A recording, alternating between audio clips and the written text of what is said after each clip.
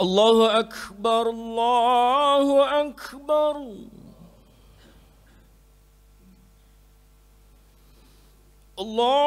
الله أكبر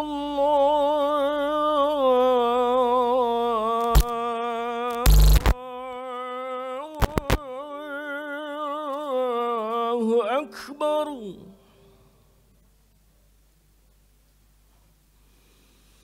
أشهد أن لا إله إلا الله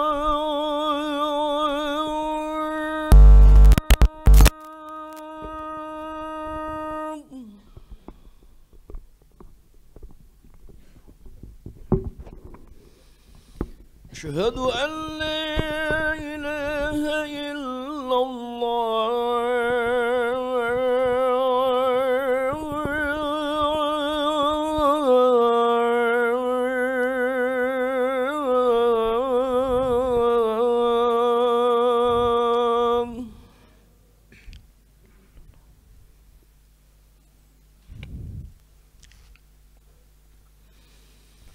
أشهد أن محمد رسول الله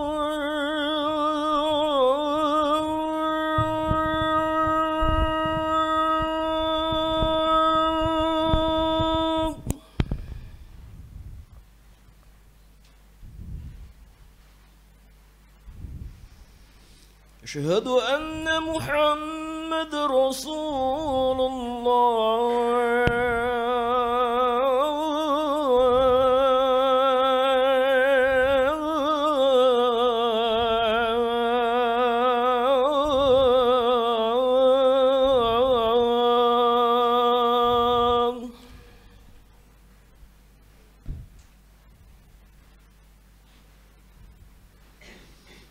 حي على الصلاة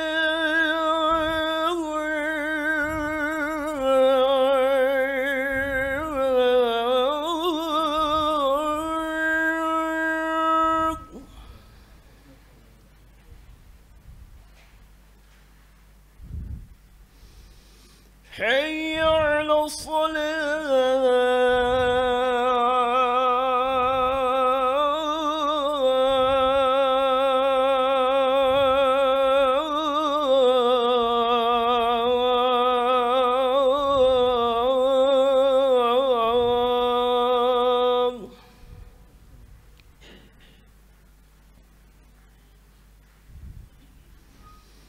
حي على الفلاح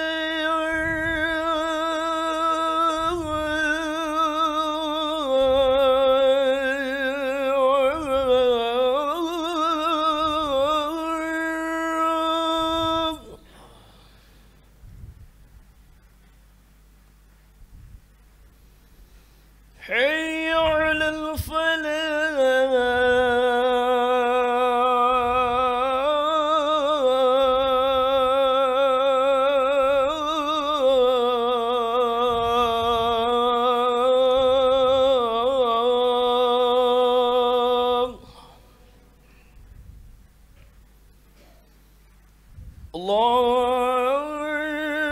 الله أكبر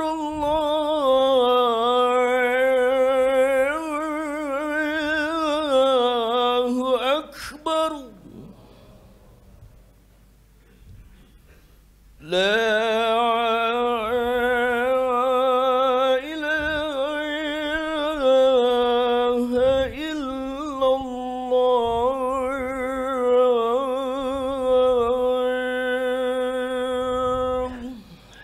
لا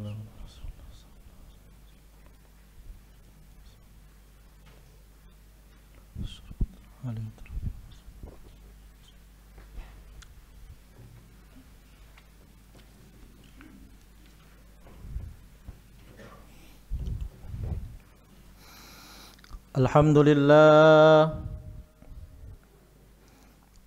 الحمد لله نحمده ونستعينه ونستغفره ونعوذ بالله من شرور أنفسنا وسيئات أعمالنا من يهده الله فلا مضل له ومن يضلله فلا هادي له أشهد أن لا إله إلا الله وحده لا شريك له وأشهد أن محمدا عبده ورسوله اللهم صل وسلم على سيدنا محمد وعلى آل سيدنا محمد برحمتك يا أرحم الراحمين. قال الله تعالى في القرآن الكريم يا أيها الذين آمنوا اتقوا الله حق تقاته ولا تموتن إلا وأنتم مسلمون. عباد الله أوصيكم وإياي بنفسي بتقوى الله وطاعته فقد فاز المتقون. Hadirin sidang Jumat yang dimuliakan oleh Allah Subhanahu wa taala. Marilah di menit-menit yang istijabah ini, di detik-detik yang istijabah ini, kita berdoa kepada Allah Subhanahu wa taala. Kita bersyukur kepada Allah Subhanahu wa taala atas nikmat-nikmat yang Allah berikan kepada kita. Alhamdulillah, pada detik ini, pada saat ini, Allah Subhanahu wa taala masih memberikan kita nikmat umur yang panjang. Sementara berapa banyak saudara kita, keluarga kita, sahabat kita yang ingin bersama kita, tetapi ajal telah mendahului mereka. Alhamdulillah, selain Allah Subhanahu wa taala berikan kita nikmat umur yang panjang, Allah Subhanahu wa taala masih memberikan kita nikmat sehat.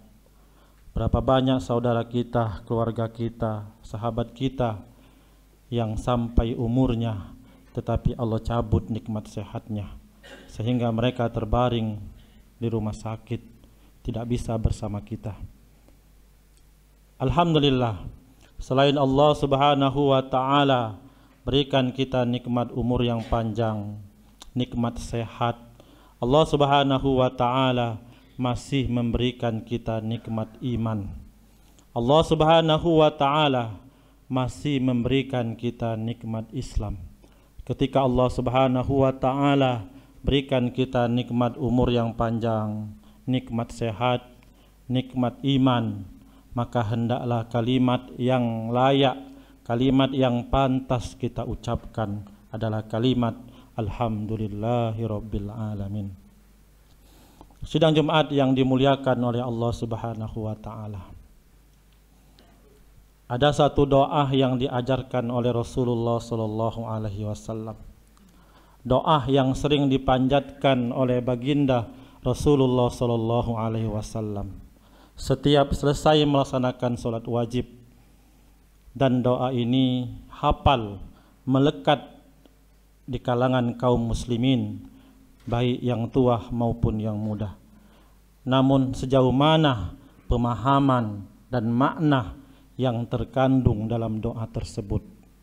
Dari Anas bin Malik, beliau mengatakan, kana aksaru doai Rasulullah sallallahu alaihi wasallam, bahwa kebanyakan doa yang dipanjatkan oleh baginda Rasulullah sallallahu alaihi wasallam adalah Rabbana atina fid dunya hasanah. Ya Allah, berikanlah kepada kami kebaikan di dunia, wa fil akhirati hasanah, dan berikanlah kepada kami kebaikan di akhirat, wa qina azaban nar, dan jauhkanlah kami dari api neraka. Sidang Jumat yang dimuliakan oleh Allah Subhanahu wa taala. Dalam rangkaian hadis ini ada dua kalimat, ada dua kata hasanah, hasanah fid dunya dan hasanah fil akhirah. dua kata yang sama namun tentu memiliki arti yang berbeda. Maka para ulama tafsir hadis menjelaskan bahwa ada 5 makna yang terkandung dalam kalimat fid dunya hasanah. Ada 5 yang kita minta kepada Allah Subhanahu wa taala dalam kebaikan di dunia. Maka yang pertama yang kita minta kepada Allah Subhanahu wa taala, ya Allah, berikanlah kepada kami sehat walafiat. Kita sering mendengar bahkan mengatakan kalimat afiat diiringi dengan kalimat sehat, sehat walafiat. Namun sejauh mana pemahaman, kesadaran kita tentang makna sehat walafiat? Sehat itu adalah kita bisa bekerja, kita bisa makan, kita bisa minum, kita bisa berjalan, kita bisa berolahraga. Dan afiat itu adalah kesehatan, kesehatan anggota tubuh yang tidak kita gunakan kecuali di jalan yang Allah ridhoi. Maka berapa banyak di dunia ini orang-orang yang sehat namun tidak afiat. Berapa banyak orang-orang yang matanya sehat namun pandangannya tidak afiat. Berapa banyak orang yang telinganya sehat namun pendengarannya tidak afiat. Berapa banyak orang yang lidahnya sehat namun ucapannya tidak afiat. Berapa banyak orang yang hatinya sehat namun niatnya tidak afiat. Bahkan kerusakan-kerusakan di bumi ini dilakukan oleh orang-orang yang sehat namun tidak afiat. Bahkan Allah Subhanahu wa taala mengatakan, mengingatkan dalam surat Ar-Rahman, fabi ayyi ala'i rabbikuma tukadziban, maka nikmat yang mana lagi yang engkau dustakan wahai manusia. Bahkan dalam ayat lain dikatakan, ya ayyuhal insan, wahai engkau sekalian manusia, ma gharraka bi rabbikal karim, kenapa kalian itu sombong, kenapa kalian itu congkak kepada Allah Subhanahu wa taala, allazi khalaqaka fasawwaka fa'adalak fi ayyi suratin ma syaa rakkabak, bahwa Allah lah yang menciptakan kita sesempurna mungkin. Maka poin yang pertama agar kita meminta kepada Allah tidak hanya sehat namun juga afiat. Kemudian yang kedua yang kita minta kepada Allah Subhanahu wa taala, ya Allah, berikanlah kepada kami harta yang nikmat, harta yang bersih, harta yang berkah, harta yang halal, harta yang bisa membawa kita ke surganya Allah Subhanahu wa taala. Karena dalam prinsip Islam bukan banyaknya harta tetapi halalnya harta, berkahnya harta. Buat apa harta yang banyak tetapi itu yang akan menjerumuskan kita ke neraka. Maka dalam riwayat jelas dikatakan kullu lahmin nabata min haram, bahwa setiap darah daging yang tumbuh dari barang yang haram, fannaru aula bihi, maka neraka itu lebih pantas baginya. Oleh karena itu ikhwatal iman, kita jaga harta kita. Jangan sampai kita mencari harta yang haram. Oleh karena itu kita tumbuhkan dalam diri kita sifat al-kafaf, sifat al-qanaah, merasa puas atas pemberian yang Allah berikan kepada kita. Jangan sampai kita mengikuti hawa nafsu kita. Karena kalau seandainya kita mengikuti hawa nafsu kita, maka kita tidak akan pernah merasa puas. Karena inilah manusia, ketika dia mengikuti hawa nafsunya, maka dia tidak akan pernah merasa puas. Ini dijelaskan oleh Rasulullah sallallahu alaihi wasallam, "Lau kana libni Adam wadiyan min mal." Kalau seandainya manusia itu diberikan satu lembah dan lembah itu terbuat dari emas, la ibtagha ilaihi saniyan, maka dia ingin 2 lembah emas. Walau kana saniyan la ibtagha ilaihi salisan. Kalau seandainya diberikan 3 lembah emas, 2 lembah emas, maka dia minta 3 lembah emas. Wala yamla'u jawfa ibnu Adam illa turab, dan tidak bisa berhenti kecuali mulutnya ditutup dengan tanah.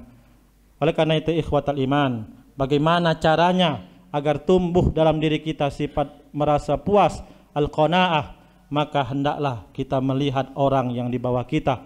Kalau kita mengalami kesulitan, maka masih banyak orang-orang yang di bawah kita yang lebih sulit. Maka Rasulullah sallallahu alaihi wasallam menegaskan, unzuru ila man huwa asfala minkum maka hendaklah kalian lihat orang-orang di bawah kalian. Wala tanzuru ila man huwa fawqakum, janganlah kalian melihat orang-orang yang di atas kalian. Allah tasdaru ni'matallah, agar jangan sampai kita termasuk orang-orang yang melupakan nikmat-nikmat yang Allah berikan kepada kita. Karena sesungguhnya Allah Subhanahu wa taala telah memberikan kita nikmat.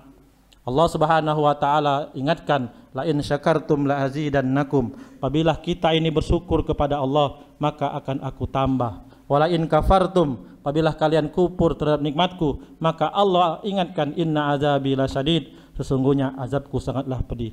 Maka para ulama tafsir mengatakan bahwa ayat ini menjelaskan bahwa semua kita harus bersyukur kepada Allah Subhanahu wa taala, karena pada hakikatnya semua manusia diberikan oleh Allah Subhanahu wa taala nikmat walaupun kadarnya yang berbeda.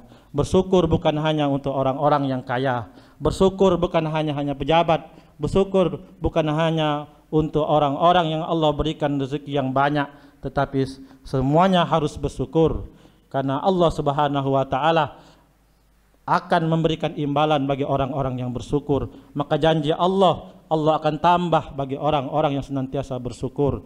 Dan untuk bersyukur ini, nikmat akan terasa sempurna ketika kita bersyukur. Dan kita tidak dikatakan bersyukur kalau tidak tumbuh dalam diri kita sifat al-kafaf, merasa puas atas pemberian yang Allah berikan kepada kita.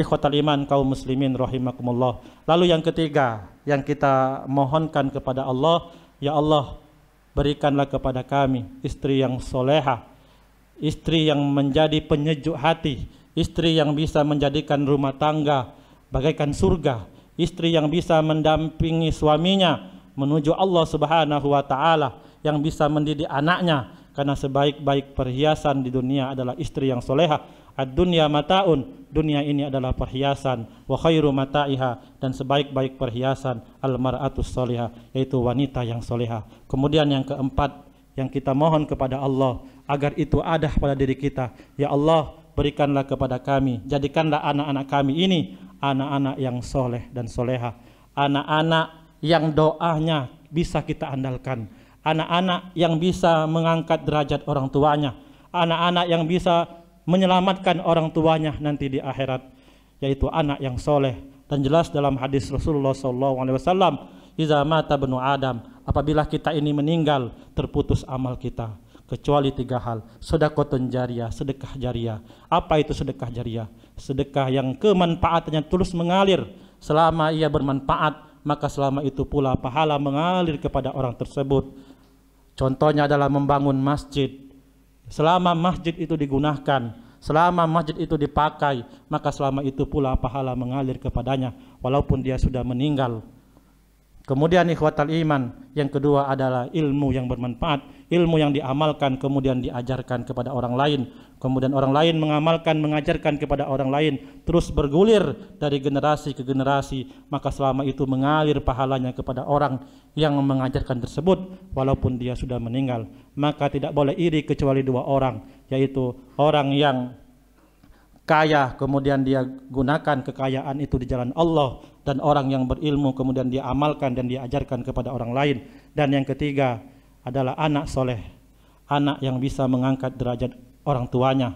Dalam sebuah hadis dikatakan, innallaha la yarfa'ul abdus sholih fil jannah, sesungguhnya Allah Subhanahu wa taala mengangkat derajat orang tua di surga.